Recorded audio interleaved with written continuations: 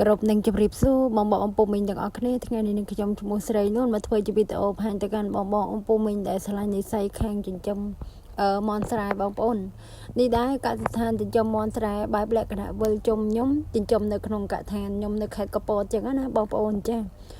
មន់ស្រែខ្ញុំនេះគឺខ្ញុំចិញ្ចឹមបែបលក្ខណៈវិលជុំទាំងអស់បងប្អូនមកបន្ទប់ទៅមកបន្ទប់ខ្ញុំចិញ្ចឹម10បន្ទប់ជាងហ្នឹងគឺយើងចិញ្ចឹមបែបលក្ខណៈវិលជុំសម្រាប់ខ្ញុំគឺខ្ញុំមិនថាខែថោកឬក៏ខែថ្លៃទេគឺខ្ញុំចិញ្ចឹមរហូតចឹងណាបងប្អូនចាចំពោះមន់សាច់ឬក៏មេបាពូជខ្ញុំចិញ្ចឹមបែបលក្ខណៈលក់ទៅឲ្យបងបែបលក្ខណៈមេកមុំឬក៏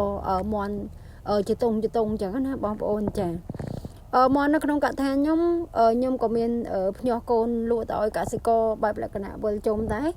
ហើយសប្តាហ៍ក៏ខ្ញុំចិញ្ចឹមបរិយាមន់ជប៉ុងដែរបងប្អូនចាមន់ជប៉ុងខ្ញុំគឺខ្ញុំចិញ្ចឹមចំនួន2000ក្បាលដើម្បីដកយកប័ណ្ណពិសោធន៍ដែរបងប្អូនចាហើយទេពងខ្ញុំចិញ្ចឹម8000ក្បាលហ្នឹងគឺខ្ញុំអត់តបរិយាថែមទៀតដោយសារតែខ្ញុំបរិយាទីផ្សារខាងមន់ជប៉ុងសិនរួចហើយក៏យើងចាប់ចាំទៅមុខតិចយើងនឹងបរិយាទេពងបន្ថែមអញ្ចឹងណាបងប្អូនយើងដើរទីផ្សារបន្ថែមហើយសម្រាប់ខ្ញុំសប្តាហ៍ថ្ងៃគឺខ្ញុំមានតខៅគាត់ចាប់ប្រចាំនៅក្នុងកសិដ្ឋានអញ្ចឹងណាបងប្អូនចាមន់សាច់ហើយចំពោះកូនមន់ក៏ខ្ញុំលក់ចែកចាយបន្តទៅកាន់កូនសិស្សខ្ញុំឬក៏បងដែលពួកគាត់តាមស្រុកតាមភូមិឬក៏តាមខេត្តផ្សេងគាត់តម្រូវការអីចឹងអាហ្នឹងគឺខ្ញុំដាក់ជូនពួកគាត់ចឹងណាបងប្អូនចាហើយជាទូទៅបើសិនជាបងប្អូនពូមីងយើងចង់ទាញចំណូលចូលបានវិលជុំយើងរៀនស្វែងយល់ពីបច្ចេកទេសចិញ្ចឹមឲ្យបានច្បាស់លាស់បងប្អូនចាកាលណាដែលយើងច្បាស់លាស់ពីបច្ចេកទេសចិញ្ចឹមយើងទាញចំណូលបានតាមនឹងដែរបងប្អូនចាសប្តាហ៍ថ្ងៃគឺខ្ញុំចិញ្ចឹមបែបលក្ខណៈវិលជុំហ្នឹងគឺ10000ក្បាលជាងខ្ញុំចិញ្ចឹមបែបលក្ខណៈចម្រុះបងប្អូនចាចម្រុះមានថាមន់ខ្សែចិញ្ចឹមមន់យកពងក្រៅស្រុកហើយនឹងចិញ្ចឹម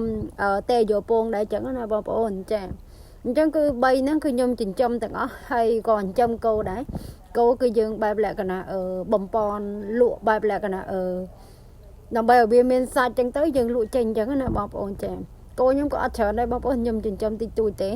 ហើយសប្តាហ៍ថ្ងៃនេះសម្រាប់ខ្ញុំផ្ទាល់ក៏យើងព្យាយាមធ្វើទីផ្សារថែមខ្លួនឯងដែរបើមន់សាច់ឬក៏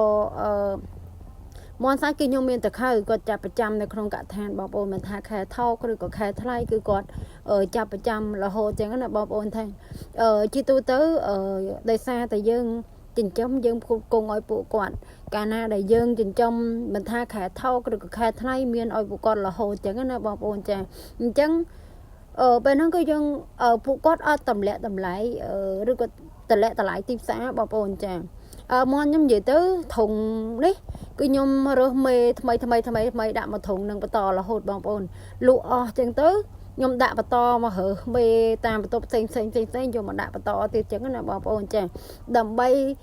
តម្រូវការបងអំពូមីងដែលពួកគាត់ត្រូវការ